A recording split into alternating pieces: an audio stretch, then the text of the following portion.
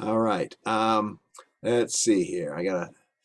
So anyway, as you've seen in the numerous emails over the past week about advertising for this particular presenter, he's Ariel Hakala, NY4G is his call sign, and you saw his credentials. I passed them on to you. He's got a lot of expertise in engineering and power system designs. 28 patents he's got with probably the gas turbine engine blade, and he is a very avid HF operator. He's done a lot of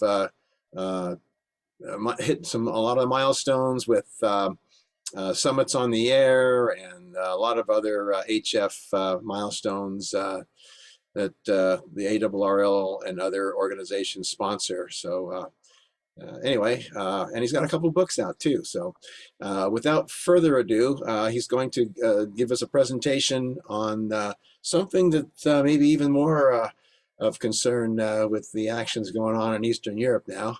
You never know. So this is an appropriately timed presentation on EMP and coronal mass ejections from the sun that can affect our communications. So Ariel, I'm going to spotlight you, and you should be able to share your screen whenever you feel like it. So go for it. Hi, good evening, fellows, and thanks for having me. I look forward very much to sharing this information with you. And with that, I will share my screen. Yes. And if everybody else could mute themselves, unless you have a question when that's appropriate, that'll help the audio part of this.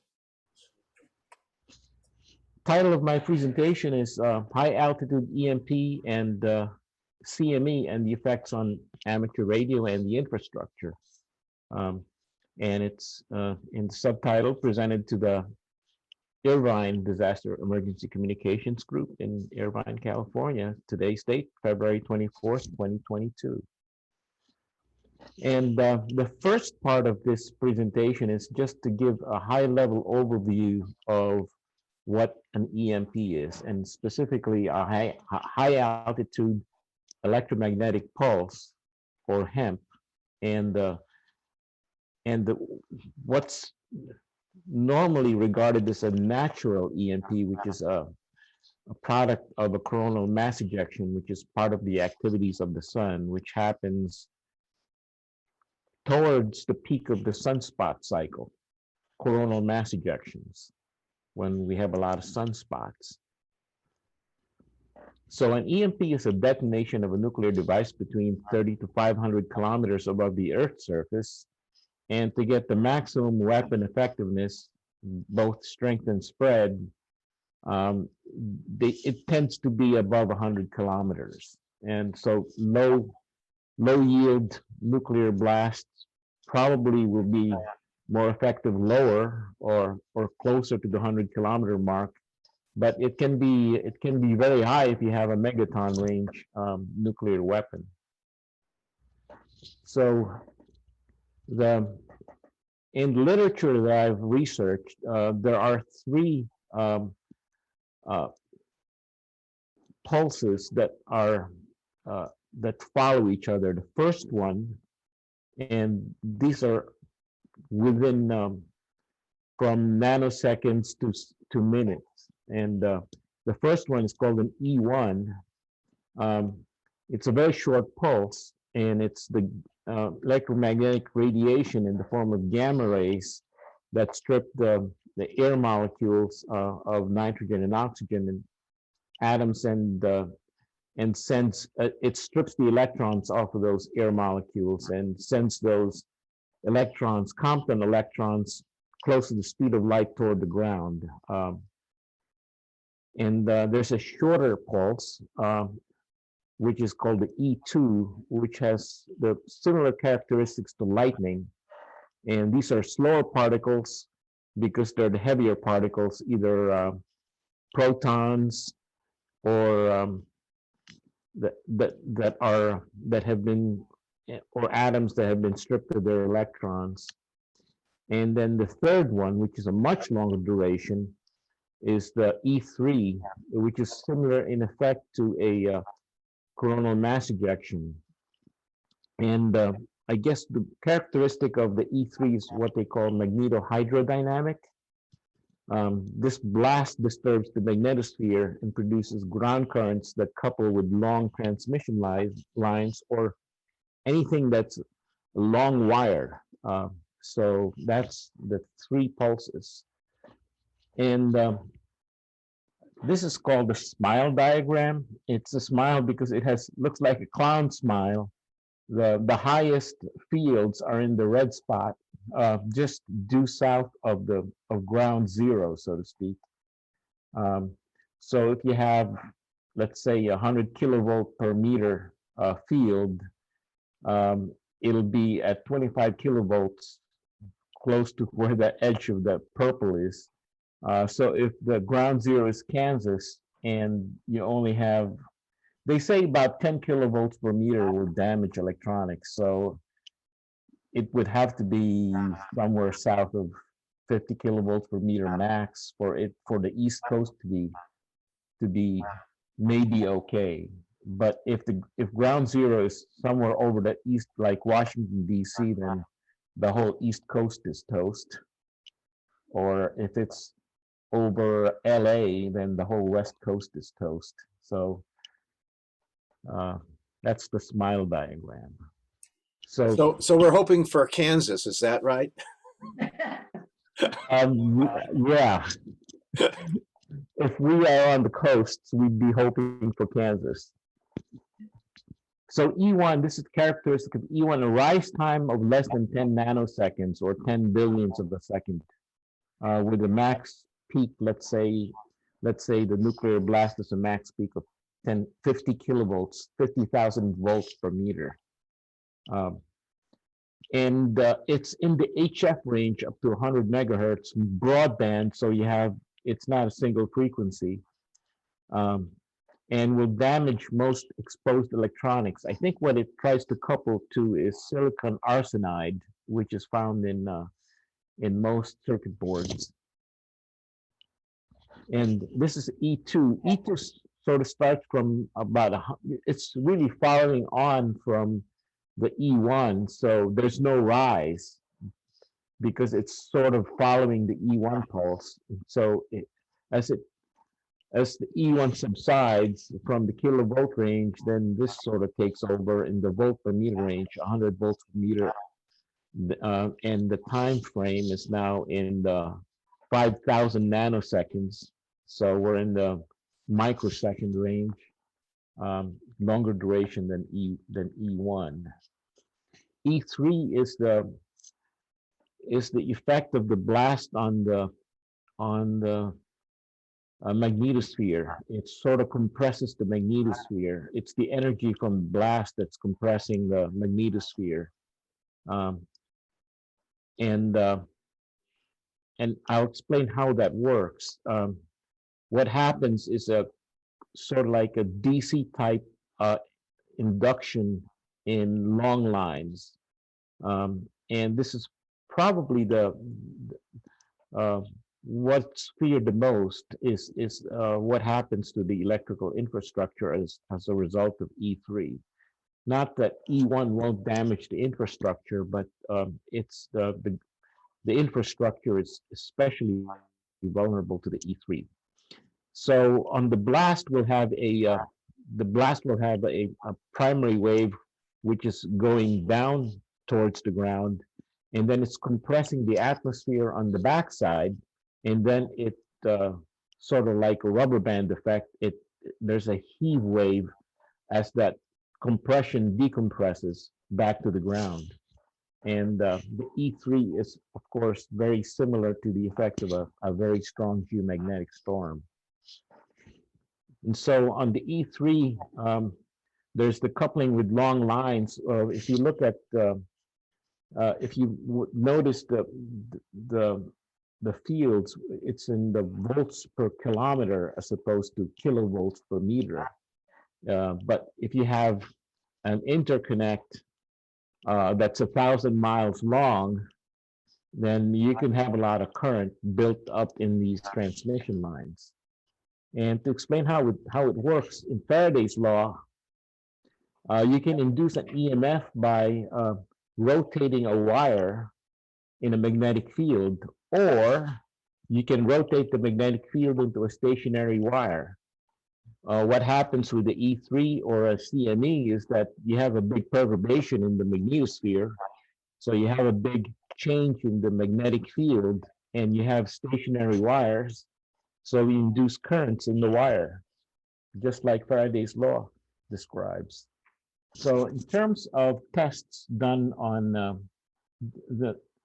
this wasn't specifically an EMP test. It was just a high altitude nuclear test that was done over Johnston Island or Johnston Atoll in the Pacific.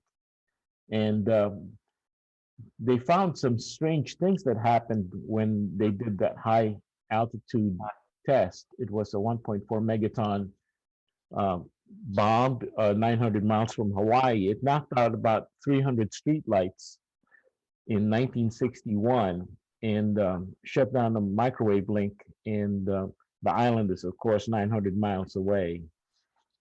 And here's a photo from Wikipedia of the aurora generated by Starfish Prime. This is a local aurora near the Hawaiian Islands, I would take it. And then a year later, there was a test done by the Soviets called Soviet Test 184. And this one was over a populated area in Kazakhstan. And it's a smaller yield. It's only 300 kilotons. The E3 coupled with 1,000 kilometers of underground transmission line and set a power station on fire. And limited documentation of the effects of this blast until much later. I think in the 90s, they finally released some of the damage done to the infrastructure by this by the EMP. So let's go through some EMP misconceptions. So this is a list of 7 statements that are incorrect. So first one, EMP will burn out every exposed electronic system. That's incorrect, and I'll go into detail into why. And that EMP effects are only very limited, and what you get are nuisance effects in our critical infrastructure. That's also a false statement. And you need megaton weapons to cause serious EMP effects, and that, entry-level weapons in the kiloton range probably are not serious. That's another false statement. It would cost a lot of money to harden our infrastructure. That's another false statement. And only E3 will damage electric power grid transformers. And I'll go into more detail on that. And that because they are fiber optic lines, they're not vulnerable to EMP.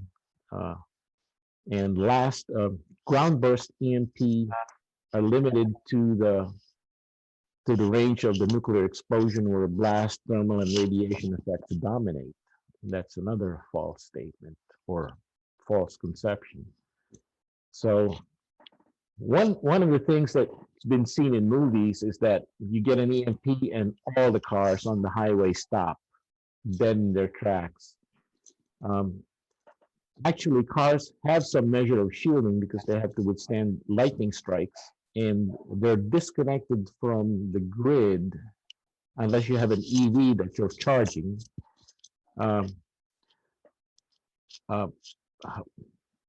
Of course, our modern cars now are so you have proximity keys, you have chip keys. There's so many electronics in modern cars that they're probably more susceptible to the cars of old, and I'll go a little bit into that detail. EVs or electric vehicles, they depend on very sophisticated battery management systems to manage how the battery is charged and discharged and produce power. And depending on how well shielded the BMS is, it can be damaged for sure. Um, Cars built before 76 with points and distributor caps without electronic injection or electronic fuel injection are expected to be EMP resistant. And that's why some preppers actually buy 1980 or earlier car, thinking that that will be the safe way to avoid uh, the bad effects of EMPs. So there was an EMP commission. There were several EMP commissions. That the one that was done in 2002 conducted a test on 50 cars, model years 1987 to 2002. But they had some constraints. They were limited in the electric field to not permanently damage the car. So they just went to sort of the damage thresholds. And of the 50 cars, 3 were damaged, 2 temporarily and 1 permanently. Of course, cars later than 2002, which is after the test, have more electronics in them. There's an EMP expert who worked for NASA and develops, he has a YouTube channel, Dr. Arthur Bradley.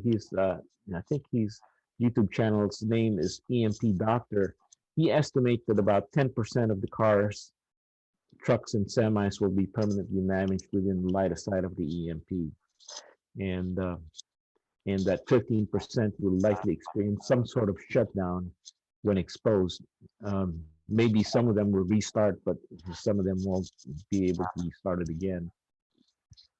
So in terms of burning out every exposed electronic systems, and the answer to that is it depends.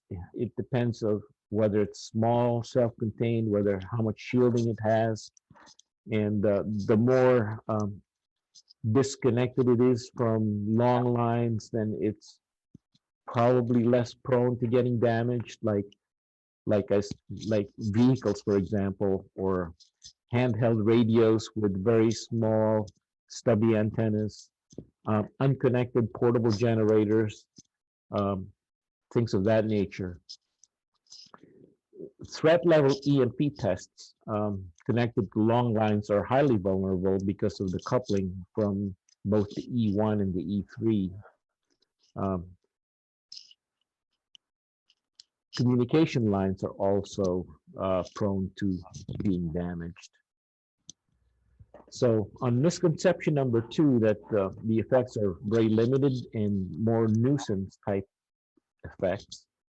And because of our world now where everything's interconnected, it is much more prone to the bad effects of an EMP. We have our water distribution, filtration, our fuel distribution, it's all connected to the grid. Aviation, rail infrastructure. In unmanned systems, we have SCADA, or supervisory control and data acquisition system controls, and generator controls in power plants. There's so many things that are, some are manned and some are unmanned, that are so interconnected that if they're connected to some long lines without any type of hardening, they are really especially vulnerable to the effects of EMPs. There was this misconception that you need megaton class to get serious EMP effects, and this plot given at the 2012 DuPont Summit showed that even low yield weapons that are low in altitude can have comparable effects in terms of kilovolts per meter as compared to megaton blasts. You need what you end up getting with megaton levels. You can get a bigger area that's affected because the blast is at a much higher altitude, but a lower yield weapon will have a short range effect, but it can be just as bad to that short range that the field is exposed to. Misconception number 4, protecting the infrastructure would cost a significant amount of money. At the time this was done, in 2012, in 2012 dollars, they were estimating that it will be in the single-digit billion dollars to harden the electric grid. Because if you estimate that each high voltage transformer needs to be hardened, and there are between 300 to 3,000 of these high voltage transformers, and they're $250,000 each, it's the numbers just don't add up to a significant portion of our GDP. I believe in 2020, the previous president, President number 45, issued an executive order called the Bulk Power Systems EO in May 2020. But the next president, President number 46, kiboshed that or stopped it in January 2021. That would have, had it continued, it might have given us a little bit of more of a fighting chance to harden our grid. But I don't think there's any concerted effort right now that's being done to harden the grid. And misconception number 5, that only E3 and not E1 will damage high voltage transformers. Oak Ridge National Laboratory tested 7.2 kilovolt distribution transformers, and 7 of the 20 units tested were damaged from the E1, not just from the E3. Misconception number 6 about fiber optic networks. A lot of the fiber optic networks have line drivers and receiver boxes that are not fiber optic, that they're connected to long lines and metallic lines, repeater amplifiers and power supplies and things of that nature. The interconnectedness to metallic lines is what makes them vulnerable. So as a system, it'll still fail. Ground burst EMP, limited to the extent of the blast and thermal effects. That's not true. They can see a 1 megaton ground burst would yield 150 kiloamperes, many tens of kilometers from ground zero. So even a ground burst can have severe EMP effects. So what's the problem with hardening to EMP? And for all this time, I guess we're sort of, as a population, we're sort of victim of this normalcy bias, that our decisions are swayed by the familiar and the convenient and the bottom line. And since there are few tests that, even though they may be compelling enough, it's sort of relegated to why bother? Of course, on September 11th, there was an unthinkable thing that happened. The cockpit doors were easily breached, and the pilots' throats were slashed by box cutters. And the people who planned this were thinking out of the box and saw the vulnerability and took advantage of it. And things have changed from then on. And now let's discuss this subject about coronal mass ejections, the natural EMP. These things actually happen with more regularity than we tend to believe. Even though the Carrington event happened in 1859, which was a strong one, these things are happening all the time, but not very geo-effective. In fact, the Carrington class flare happened in 2012. And one of the satellites that's used to monitor the sun was actually in the path of uh, of the CME and recorded a, a, a lot of data. This was at the peak of solar cycle 24, which is the previous cycle. There was a smaller storm which knocked out power in Quebec for 9 hours in March of '89. And that was probably the more significant one in our so-called modern age, where we have 89, even that's 30 years ago. Uh, a geoeffective Canton class CME is expected to occur every 150 years. And if that's true, then we should be due for one right now. In fact, another one, which was Carrington class, happened on the day after Valentine's Day. What's today? Today is the 24th, about 2 weeks ago.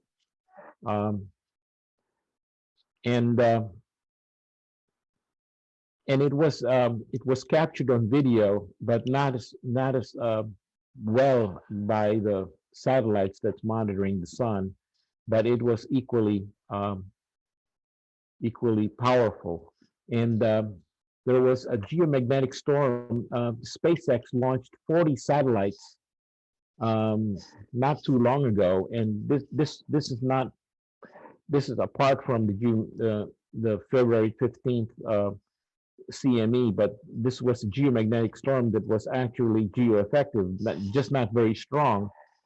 But all 40 satellites came crashing down to Earth. They burned up in the atmosphere because of the geomagnetic storm.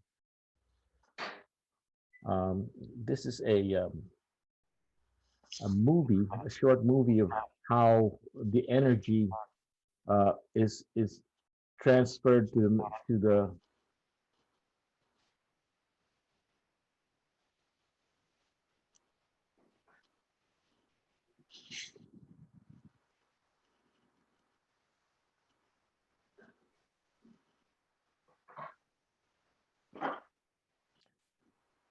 so the magnetosphere is totally inundated by the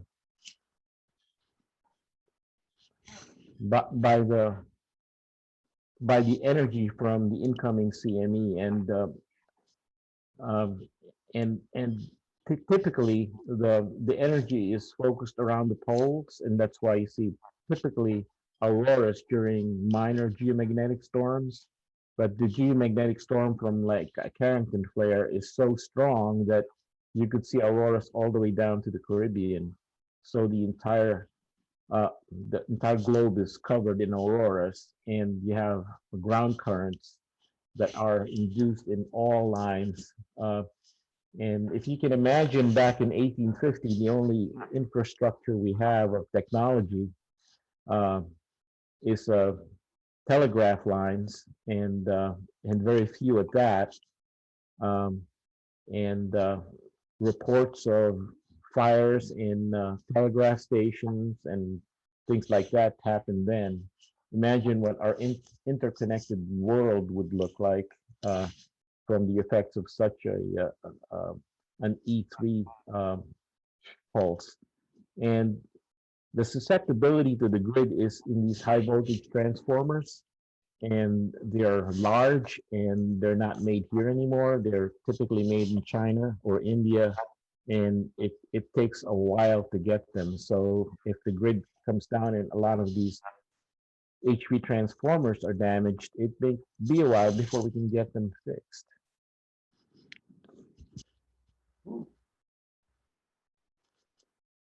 This is some images from the July 12 flare. This is the flare, and that's the CME. Those loops are magnetic loops. And this is the animation of what the Earth is in the blue dot here. There was a CME that way, a weak one, and there's the big CME. That's a Carrington class coronal mass ejection. And the one that happened 2 weeks ago is about the same. Maybe not as strong as this one, but it was very strong.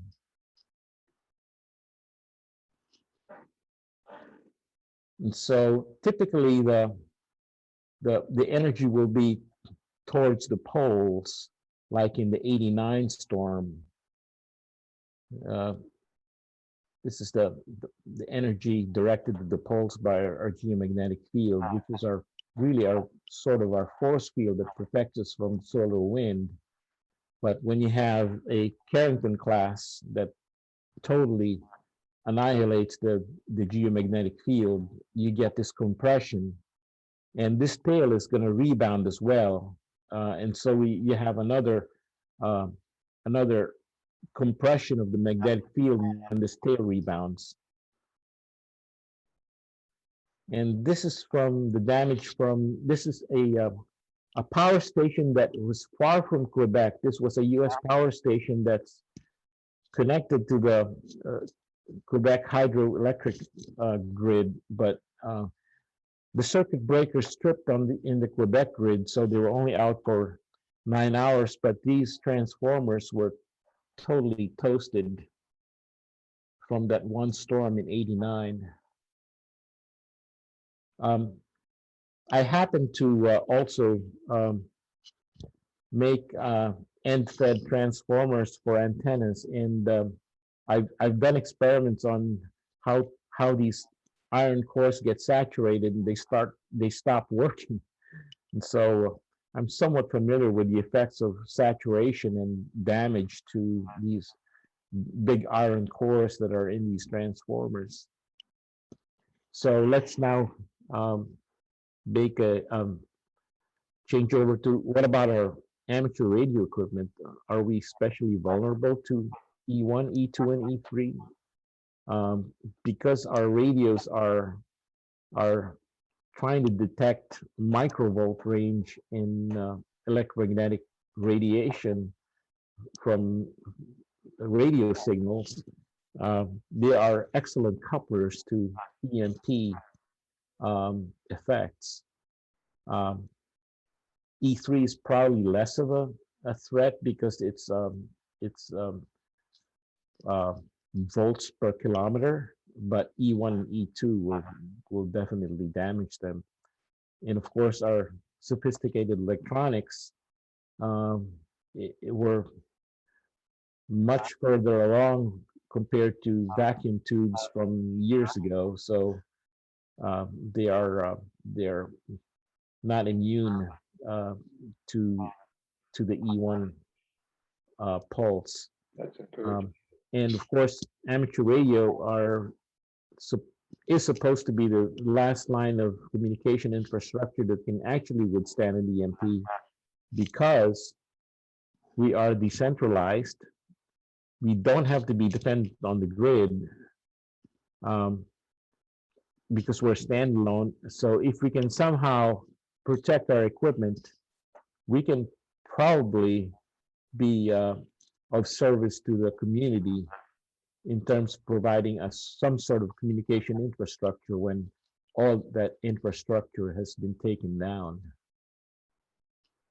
So to keep my equipment up in such a, we have to protect all the gateways into the equipment. So we have two major gateways. We have the antenna, and we have the power line that supplies current to our power supplies and things of that nature.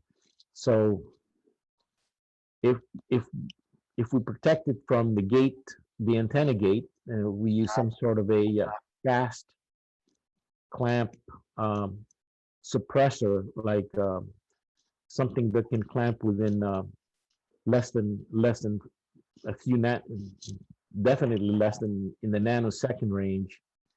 And we use surge suppressors at the entry points into the power lines. And if we make a habit of isolating our equipment so we can be immune to the E1 coupling into our electronics, actually put it into a Faraday cage when we don't use it, and also as an additional protection is to use some sort of a whole house suppressor like an EMPShield. And of course, when the grid is down, we need something to power our radios. So provided we do all the good things or the right things to protect our equipment. And if we want to run that equipment, we have to have backup power. And these days, if you buy one of those compact solar generators like a Bluetti AC200 that you can put into a Faraday box, then you have backup power to boot. And so this is, took some images of my Faraday cage. This is my Electraft KX3 with its KXPA amplifier in its Faraday box. And when I want to go on the air, I just take the cover off, take the front cover off, hook one of these Anderson power poles to my power supply line and connect this PL259 to my antenna port. And within a minute, I'm on the air. But while I'm sleeping and I'm not using the radio, it's protected from RF because EMP is RF. And if this is exposed and it's got all these electronics in it, it will be damaged. This is my polyphaser that I have that protects my antenna. It has very low insertion loss, very low SWR, 1.5 nanosecond reaction time, and it's got reasonably good power handling for the HF and even VHF. I connected to this copper plate, and then this copper plate is now connected to my earth ground, and that's how I protect the antenna gateway, so to speak. In terms of backup power systems, I am also a DIY into do-it-yourself power station builder because I'm fascinated by power stations and building them. This is a 4 kilowatt split phase inverter charger, and I built the battery banks from batteries I obtained from battery hookup. This is to power my well pump. And the backup to this power station is a gasoline powered generator, which will also pump the water in the well pump. This is the one I have at home. This is a Dutch inverter charger from Victron, and I built these battery banks from battery hookup. And they're just 32650 cells in parallel, and then in series to give me a 12-volt system. And I have this Bluetti. This is a Bluetti AC200, which would be in a Faraday box just as a backup to this. So there's redundancy there. And then as a second layer of redundancy, these batteries can be charged by a gasoline powered or diesel powered generator. And this is some images. I can control, or I can control and monitor my batteries. This is the battery management system for my battery bank, and this is the Victron Smart Dongle. These are both Bluetooth. It tells me what's going on with my system, whether it's charging or discharging. So it's just very handy to have. Hopefully they survive the EMP as well. Bluetooth will be damaged as well. So, and the other thing that I did is I put in these EMPShield in my main breaker panel. EMPShield is listed by the Department of Homeland Security. They conform to the military standards that are established for EMP hardening of equipment. What it does is it senses the voltage and current surges, and immediately, this is a 1 picosecond turn on time. So 1 trillionth of a second or 1 billionth of a second. I think it's 1 trillionth of a second. It'll open this breaker as soon as it senses the surge, and it's one of the things that's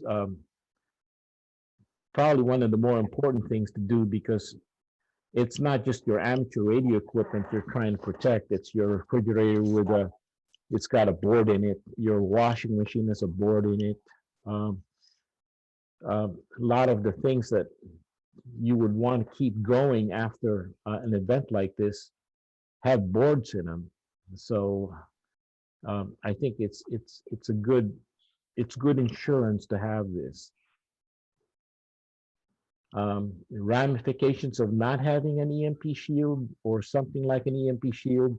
I think the Siemens FS140 is supposed to be a good one too.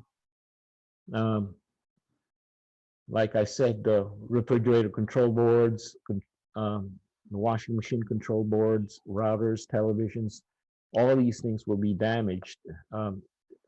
And a lot of these things that are not readily placed into Faraday cages. And if an EMP does happen, you can't replace them, because the replacement in the stores will also be damaged. And maybe you can't even pay for a replacement because the grid will be down and the bank ATMs will be out. So what you have that is still working may be the only things working. So what other things should one do? Spaceweather.com has a service, so sign up for alerts to tell you that a CME is going to arrive. CMEs don't travel at the speed of light. Speed of light is 8 minutes from the sun to Earth. CMEs travel. I think the Carrington flare took 17 hours to get to Earth. But the faster the CME, the more powerful it is. So typical geomagnetic storms, CMEs that are weak, take a couple of days, maybe 3 days to arrive. Carrington class, something strong like that will take, I think, less than 24 hours for sure. You can also make your own Faraday cages from garbage cans, aluminum foil. Us radio amateurs are rather creative when it comes to improvising. So those are the things you can do. So there's credits to Dr. Arthur Bradley of EMP Doctor, George Baker, who gave the presentation at 2012 Carnegie Institute, and one of our local hams who gave me that plate for my antenna suppressor. And so I'll turn it back to Bob for a Q&A if you have any questions. Okay, thanks, Ariel. That's very incredible information there. Let me, let's see here. Let me move the spotlight, and I'm going to get back to... How do I stop sharing? Oh, there should be a spot at the top of your screen, I think, that says stop share. Yeah, I see it. There we go. Okay, a number of people, mostly me, put some questions in the chat. I don't know if you guys can see the chat session there. No. Maybe click on chat at the bottom of your screen if you have that available. I'm going to start with my questions, and then we can let others ask the questions, although the chat might make it easier to have the questions in some type of order. So if you have a question, why don't you try putting it in the chat, and if you can't figure that out, then we'll go verbally there. I was going to ask first, does an EMP, does it take any special type of nuclear weapon, or can any old nuclear weapon create an EMP, or do they have to design one specifically for that? Oh, any nuclear weapon will give you an EMP because of the nature of how the energy is dissipated. Okay. But there are also EMP weapons. People can carry suitcase EMP weapons now too. Oh, nice to know. anyone with a suitcase, I'll be looking out for them. All right. You answered one question that was up here by Avram. He heard 40 small satellites were knocked out by a solar flare, and you did mention that. If you didn't put your HT in a Faraday cage, would removing the antenna when it's stored and maybe perhaps the battery, would that help reduce the chances of it being damaged? The folks that I've seen still put their HTs in ammo cans if they're not being used, just to be sure. I've seen some YouTubers that actually shot their HTs with EMP guns and they survived. But then again, it's a matter of degree. How much power was put into that uh, into the radio, in terms of electric field. I've seen some YouTube videos not affect an iPhone, but very weak electric fields. And there's this one guy that actually destroyed an iPhone with a 1.4 megawatt EMP pulse. So I mean, it runs the gamut. Okay. What's the lining that was in your Faraday box that you put your Elecraft in? That's just an aluminum foil. Okay. And is it grounded to anything, or you just line the box and make sure that the lid that's lined contacts the rest of the box? Is that Yeah, all you need? that's really all you need. That contact is important because any kind of gap, you're better off with holes but no gaps. So you have to have good linear contact. Even ammo cans that are painted, you have to sort of scrub off the paint and put a conductive gasket so that you have total enclosure of the objects that are inside. Okay. Would a CME or EMP possibly take out repeaters? What's the likelihood of that? Yes, our repeaters have polyphasers on them. I don't know to what extent it has hardened the repeater, um, but any antenna should have some sort of a fast clamping, fast acting suppressor. Okay. All right. Harold has a question here. I'll just read it. Well, there we go. Sounds like we need to harden the repeaters. That was his comment. And then Lee is asking, will MU metal help? What's MU metal? I'm not familiar with that. I'm not sure what MU metal is. It's a magnetic material. It's called mu metal. Oh, okay. Yeah, it's a magnetic material. As long as it's conductive, it will help. I think the key is conductive. It's And we had another question, but that was the same question I asked about the lining in your Faraday cage, and you've answered that. EMPShield I guess on your electrical box, is a permit required to install? Is an electrician required?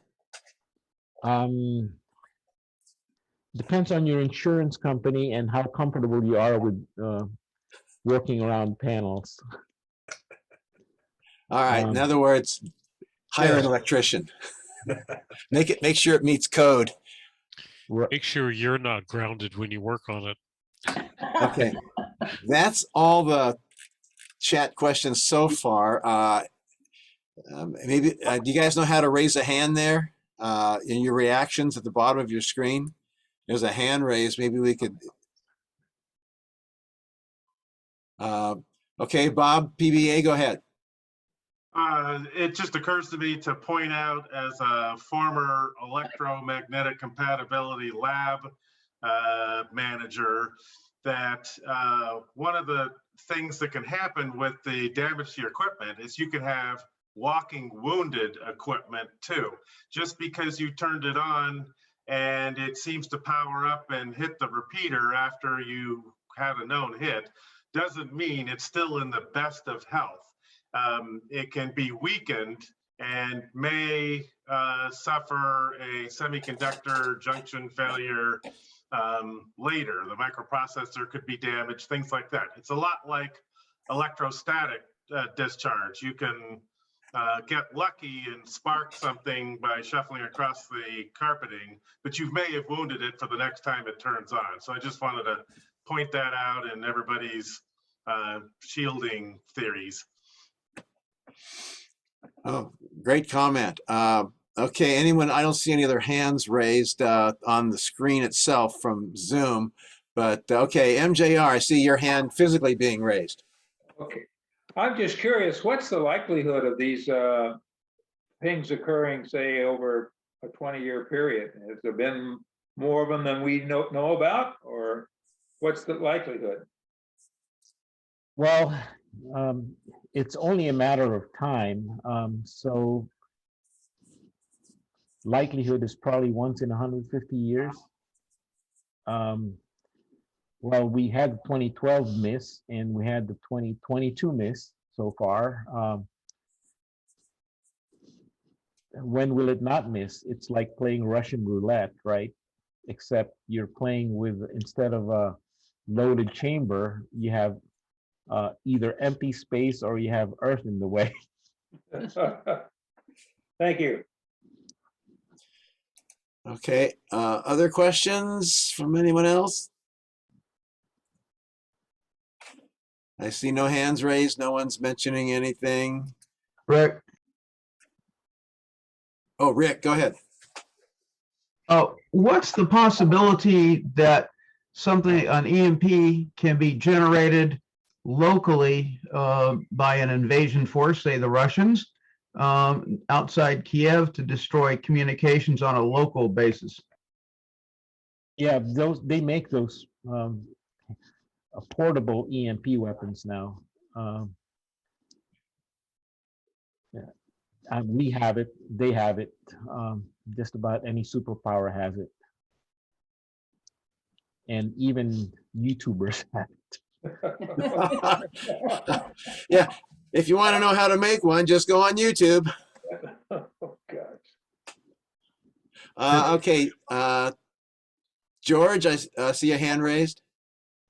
Yeah, I wanted to ask about the protection you installed for your antenna. Is that primarily for ham radio antennas, or would that apply to our mesh network also? Well, it's primarily for amateur radio. It has applicability in terms of what frequency ranges it functions on. So anything from HF to UHF, it'll work on as a line. It's a coaxial line suppressor. So if you have a coaxial line that in your system, that it would work for that. Okay, thank you. George, ask that same question when we have our next mesh network Zoom session. I'll make a note. Yeah. VJ. Oh, can you please share that screen with the electrical panel with EMP shield added? Sure. Also, if you bought an EMPShield from EMPShield and use the Captain Radio, you could get $50 off. Okay. Okay, thank you. About how much do they cost just for the part itself? I think it's $3.99 or $3.89 for depending on whether you have a flush mount or a non-flush mount. It's about the cost of a nice HT. And it's actually cheaper than the Siemens one. The Siemens used to be $150, but now they're in the $500 range for the FS140, which is their best fast-acting whole house suppressor. Do you know if most electricians would be familiar if you just ask them, I'd like to get an EMP protection device on my system? Would most electricians know what to get? Or is that something special we would have to ask them to? Well, it's actually very simple. It has 3 wires. It uses a 20 amp breaker. So you put if you can, you put the breaker closest to the bus bar that's supplying the power. So if your bus bar is from the top feeding down, you get it as high up on the bus bar as possible. And it has four wires. It has two lines for red and black that goes to your breaker. Two legs on your double pole breaker, red and black. It doesn't matter which one it is. One goes to neutral on the neutral bar in your panel, and the green wire goes to the ground bar on your main panel. I did it myself, but I'm comfortable because I wired my house when I built it, so I'm comfortable working Well, inside the panel. I wasn't asking necessarily to self-install, but if you just call up an electrician or you have an electrician, they know what to do with it. They can read the instructions and they say they'll say it's a piece of cake. are they aware of these devices themselves? Just like if you ask, hey, I want an EMP protection device. They have whole house suppressors that's made by Eaton and Square D that they install them. This is just a different brand, Okay. but they all function about the same way.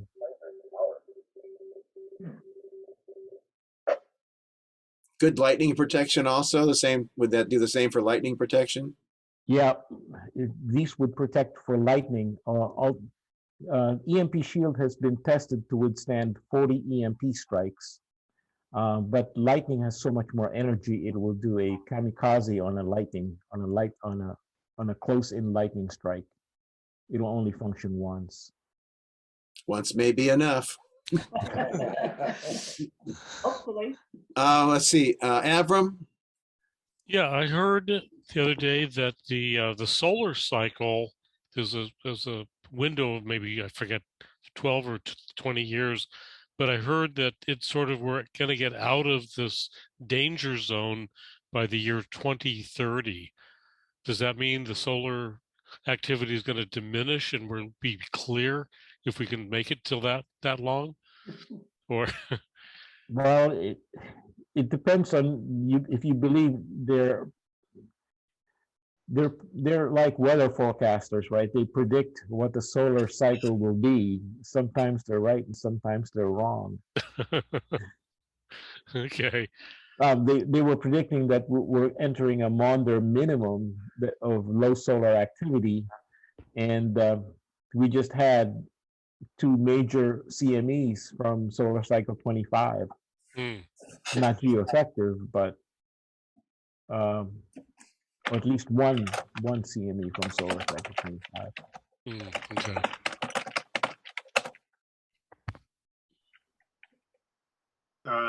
Bob, hey, can I jump in with a couple of comments?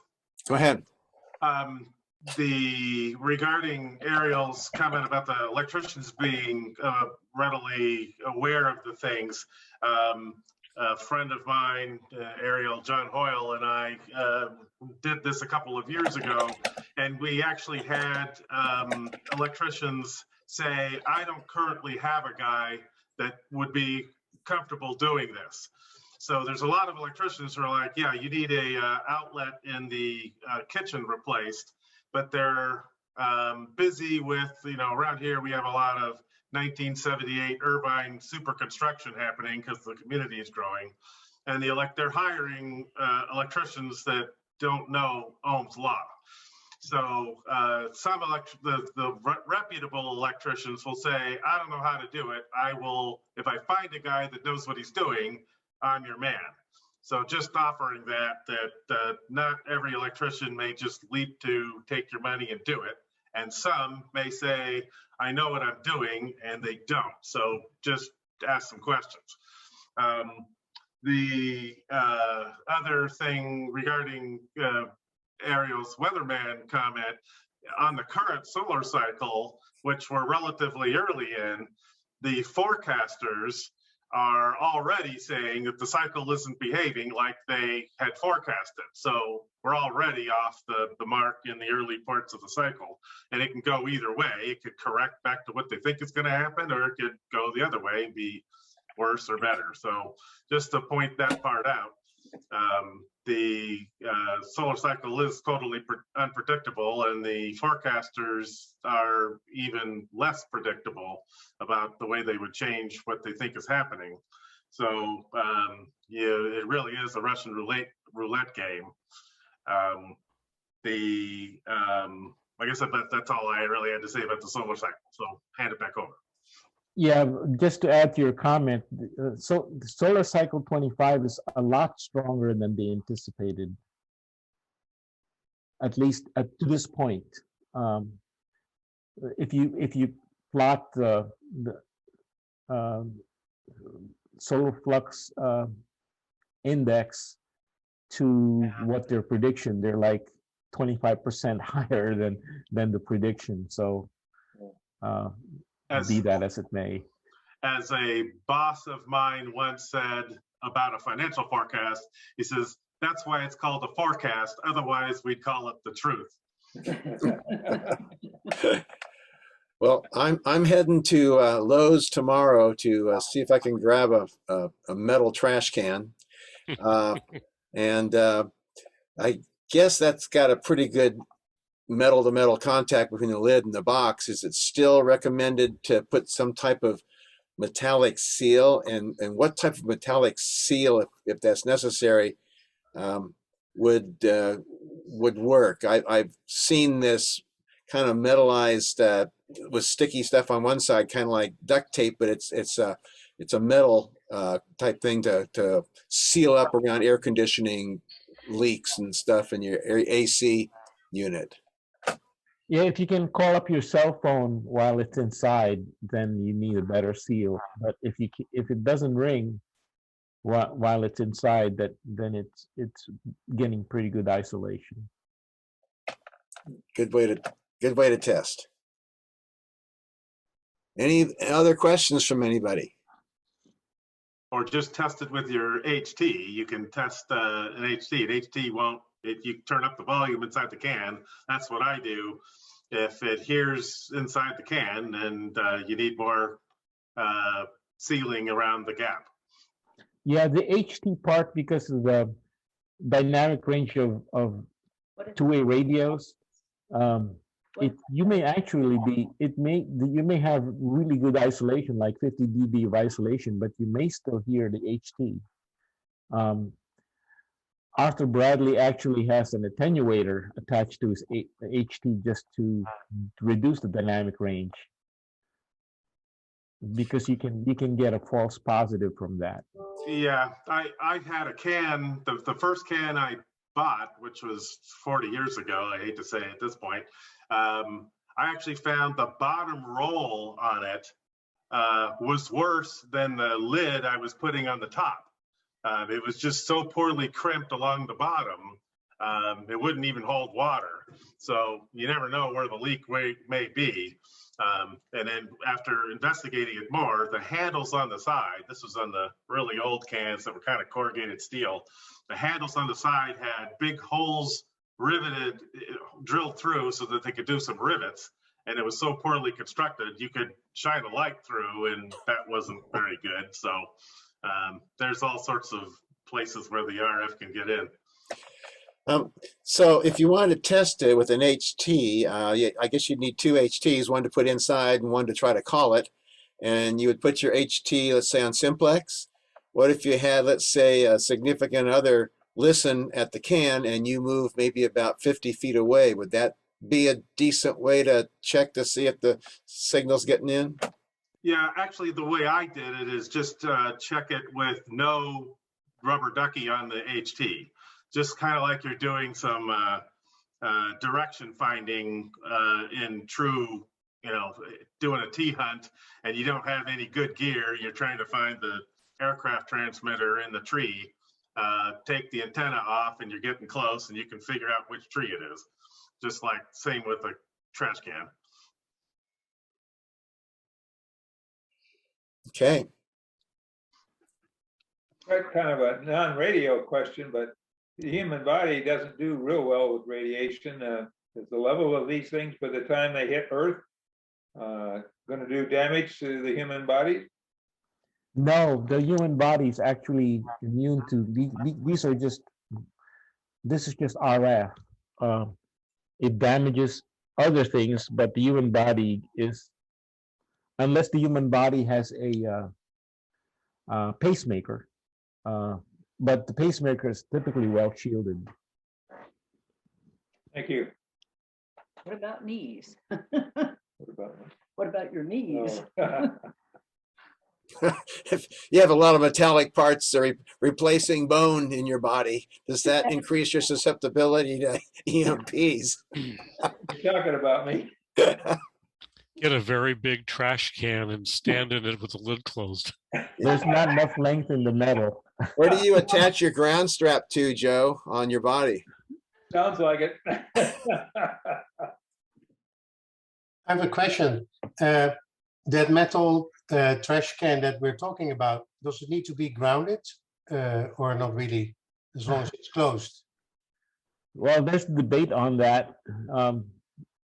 Arthur Bradley doesn't think it needs to be grounded. I know people that actually take off, they connect a plug, take off the hot and plug it into the wall, so you have a neutral connection and a ground connection without the hot connection, just for grounding. But I don't ground mine, but maybe I'm wrong on that. But there's probably 50-50 of the people are some people are grounding, some people are not. Are you really prepared for that earthquake? You won't know until it happens, I guess, right? Right. All you can do is do the best you can and take the advice of the experts and hope you've done it right.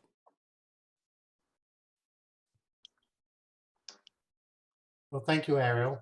And do a little prayer. Well, thank you. Yes, thank you. I have a I'm going to go to question. bed. Round of applause. There we go. Oop, someone's feeding back. Don't All forget right. to stop the recording.